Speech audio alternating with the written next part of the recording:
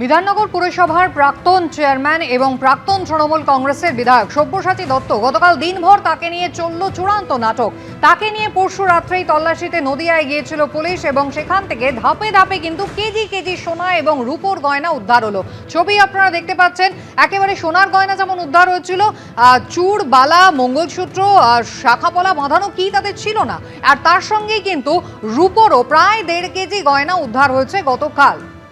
সব্যসাচী ঘনিষ্ঠ তৃণমূল নেত্রীর বাড়িতে চলে যায় পুলিশ, যেখানে নদিয়া জেলা পরিষদের তৃণমূল সদস্য টিনা সাহা ভৌমিক, তার দুটি বাড়িতে তল্লাশি হয়।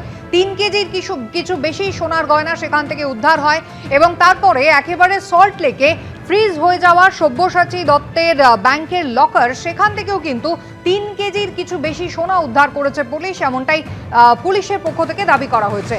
সল্টলেকের ব্যাংকে সব্যসাচী দত্তের নামে আরও 1 কেজি 300 গ্রাম রূপোর গয়নাও উদ্ধার হয়েছে। সব্যসাচী দত্তের বিরুদ্ধে তোলাবাজির অভিযোগ, তাকে গ্রেফতার করা হয়েছে 8ই জুন। আপনারা জানেন, তোলাবাজির টাকাতেই সোনা কিনতেন সব্যসাচী দত্ত, এমনটাই দাবি করেছে পুলিশ। মোট 10 কেজিরও বেশি সোনা উদ্ধার হয়েছে।